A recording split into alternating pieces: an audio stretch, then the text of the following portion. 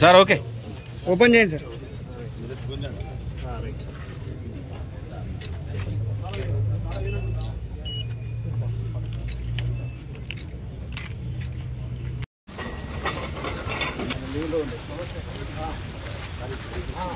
ఏ పక్కన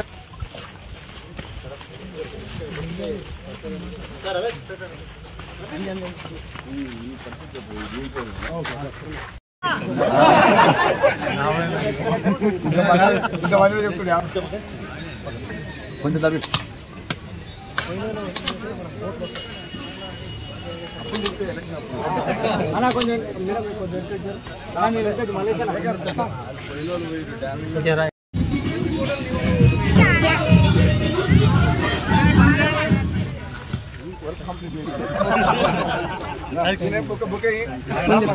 కొంచెం అందరినీ మీ అందరికి బొకే ఇస్తే తొందరగా కంప్లీట్ చేయాలి.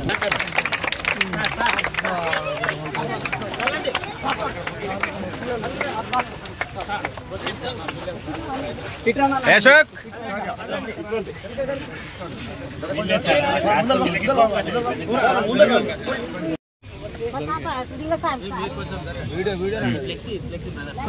ఇట్లా పోరా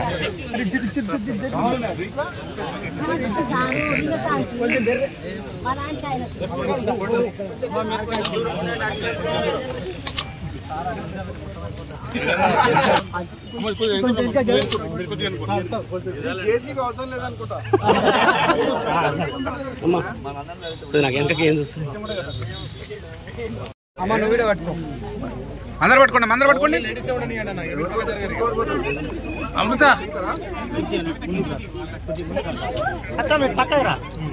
జాగ్రత్త అమ్మా, జాగ్రత్త. ఇంకా మట్టి మట్టి ఇవ్వండి, కొద్దిగా మట్టి బయట మట్టి ఇవ్వండి. పార తీసుకో.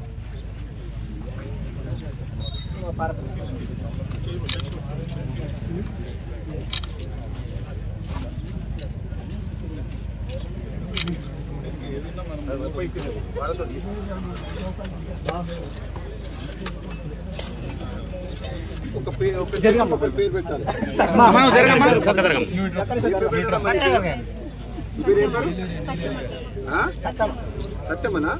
ఈ పేరు చెట్టు పేరు సత్యమ్మ. దీన్ని నీళ్ళు పోయి సాదే బాధ్యత నీదే.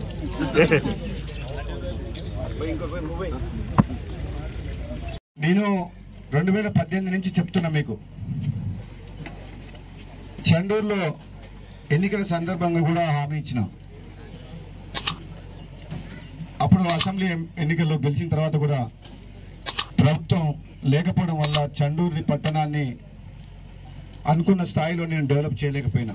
కానీ చండూరు మున్సిపాలిటీ గురించి, మునుగోడు ప్రజల బాధల గురించి అసెంబ్లీలో ఎన్నోసార్లు గొంతు వినిపించిన. ఆనాటి ప్రభుత్వం నిర్లక్ష్య వైఖరి వల్ల ఇప్పటికి కూడా చండూరు పట్టణ ప్రజలు చాలా రకాలుగా బాధలు పడుతున్నారు. నాకు ఆ సంగతి తెలుసు. ఎందుకంటే మున్సిపల్ ఎన్నికల సందర్భంగా సందు ఇల్లు తిరిగిన మనిషి నేను. ప్రతి మురికివాడ, ప్రతి ఇల్లు, ప్రతి పేదవాళ్ళ కష్టాలు వాళ్ళ ఇళ్ళకి పోయి మాట్లాడుతారు ఎంతో మంది పేదలతోటి. ముఖ్యంగా ఇక్కడ చేనేత కార్మికులు ఇప్పుడున్న పరిస్థితుల్లో అయితే చాలా రకాల కష్టాల్లో ఉన్నారు. వాళ్ళు మేజర్ కమ్యూనిటీ చేనేత కార్మికులు నమ్ముకున్న వాళ్ళ వృత్తి ఇప్పుడు వాళ్లకు కడుపు నిండా అన్నం పెట్టలేకపోతుంది. భార్య పిల్లల్ని సాధించుకోలేని పరిస్థితిలో ఉన్నారు. నాకు తెలుసు. వాళ్ళతో పాటు మిగతా వాళ్ళు, పేదవాళ్ళు, ఈ చండూరు పట్టణంలో కంచర్ల వాళ్ళు కూడా వాళ్ళ వృత్తిలో వాళ్ళు న్యాయం జరగటం లేదు. వాళ్ళు ఎంత కష్టపడ్డా వాళ్ళకు వచ్చే సొమ్ము వాళ్ళ భార్య పిల్లల్ని పోషించుకునే పరిస్థితి ఉంది. నాకు మొత్తం వాళ్ళ బాధలు, కష్ట నష్టాలు మొత్తం దగ్గరికి వెళ్ళి చూసిన మనిషిని నేను. ఆనాడు చెప్పినా, మళ్ళీ ఈనాడు చెప్తున్నా, మన మునుగోడు ప్రజల ఆశీస్సులతోటి సహకారంతో భగవంతుని ఆశీస్సులతోటి నేను మళ్ళీ ఎమ్మెల్యేగా గెలవడం కాంగ్రెస్ పార్టీ ప్రభుత్వం రావడం అనేది చాలా సంతోషకరమైన విషయం. 8 నెలల్లో పార్లమెంట్ ఎన్నికల కోడ్ వచ్చి కొద్దిగా మనం అభివృద్ధిలో లేట్ అయినా పర్వాలేదు, కానీ మళ్ళీ చండూరు పట్టణ ప్రజలకు మళ్ళీ మాటిస్తున్నా, ఆనాడు చెప్పిన మాట మళ్ళీ చెప్తున్నా. ఈరోజు మా ప్రభుత్వం ఉంది కాబట్టి చండూరు పట్టణాన్ని అద్దంలాగా చేసే బాధ్యత నాది. అదే సెంటర్లో ఆనాడు చెప్పినా మళ్ళీ ఈరోజు చెప్తున్నా. ఒక మంచి కార్యక్రమం కొబ్బరికాయ కొట్టుకొని మనం ఈరోజు ప్రారంభోత్సవం చేసినాం. నేను రాజకీయాలకు వచ్చింది, ఉన్నది, పోరాటం చేసింది, గెలిచింది ఇది కేవలం ప్రజల కోసం. ఆనాడు తెలంగాణ ఉద్యమంలో పనిచేసిన, ఈనాడు తెలంగాణ అభివృద్ధి కోసం పేదల పక్షాన పోరాటం చేసి నేను మీ అందరి నమ్మకాన్ని వమ్ము చేయకుండా ఈసారి మాత్రం రాబోయే కాలంలో మాత్రం ఎటువంటి పరిస్థితుల్లో కూడా మున్గోడు నియోజకవర్గ అభివృద్ధిలో మాత్రం రాజీ పడే ప్రసక్తి లేదు. రాజకీయాలు 5 ఏళ్లకు ఒకసారి వస్తాయి. ప్రజలు ఆశీర్వదించి గెలిపించిన మా మీద ఎంతో బాధ్యత ఉంది. ఈ పదవిని ఒక బాధ్యతగా భావించి రాబోయే రోజుల్లో చండూరు పట్టణాన్ని మనందరికి కావాల్సింది మంచినీళ్ళు.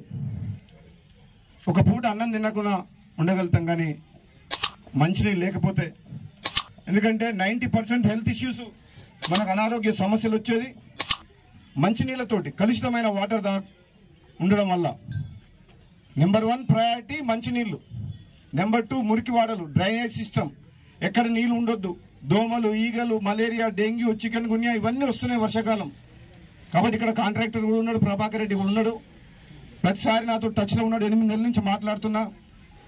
అప్పుడు ఆనాటి ప్రభుత్వం హడావుడిగా కొన్ని నిర్ణయాలు తీసుకొని చండూరు పట్టణం మొత్తం రోడ్ డెవలప్ చేయాలని చెప్పి నిర్ణయించిండ్రు. కానీ బడ్జెట్లో వాళ్ళకు డబ్బులు పెట్టలేదు, వాళ్ళకు ఫండ్ లేదు. టెండర్ పిలిచిండ్రు. 8 నెలల నుంచి రోజు అడుగుతున్నా ఏమైందని, బిల్లు లేదంటుంది. నేను అధికారుల మీద తీవ్రమైన ఒత్తిడి తీసుకొస్తున్నా. చండూరులో కానీ చౌటుప్పల్లో కానీ రోడ్లు, డ్రైనేజ్ వ్యవస్థ ఆగిపోయింది. వర్షాకాలం వస్తే ప్రజలు ఇబ్బంది పడతారు, వెంటనే బిల్లులు చెల్లించమని చెప్పి.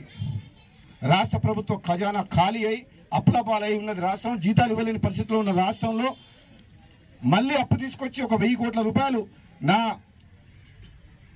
రెగ్యులర్గా మానిటరింగ్ చేయబట్టి ప్రిన్సిపల్ సెక్రటరీ మున్సిపల్ దానకిషోర్ గారు 1000 కోట్ల రూపాయల రిజర్వ్ బ్యాంక్ ఫండ్ తీసుకొచ్చి అప్పు తీసుకొచ్చిండు. ఈ ఉన్న ఎగ్జిస్టింగ్ కాంట్రాక్ట్స్ కంప్లీట్ చేయాలంటని చెప్పి త్వరలోనే రాబోయే వారం 10 రోజుల్లో కాంట్రాక్టర్కు మొత్తం పేమెంట్ చేపించి చండూరు పట్టణంలో ఇప్పుడు ఏదైతే ఇన్కంప్లీట్ గా నడుస్తున్న వర్క్స్ ఉన్నాయో ఎంత వీలైతే త్వరగా అంత కంప్లీట్ చేస్తామని చెప్పి కూడా ఈ సందర్భంగా నేను చండూరు పట్టణ ప్రజలందరికీ కూడా మాటిస్తున్నాను. ఆలస్యమైనందుకు క్షమించాలని చెప్పి, అభివృద్ధి విషయంలో రాజీపడే ప్రసక్తే లేదని చెప్పి, రాజకీయాలకు అతీతంగా ప్రతి ఒక్కరిని కూడా అభివృద్ధి విషయంలో అందరినీ కలుపుకపోతామని చెప్పి కూడా మరొకసారి చెప్తున్నాం.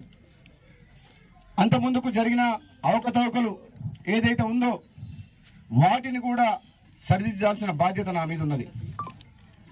రోడ్లని, ప్రభుత్వ భూములని ఆక్రమించుకొని అధికారాన్ని అడ్డం పెట్టుకొని ఎవరైతే అంతకుముందుకు ఏదైతే చేసిండ్రో అవన్నీ తప్పకుండా చట్టరీత్యా చర్యలు తీసుకొని ప్రభుత్వ ఆస్తులను కాపాడాల్సిన బాధ్యత కూడా నా మీద ఉన్నది. కాబట్టి సోదరులందరికీ కూడా, ప్రజాప్రతినిధులకు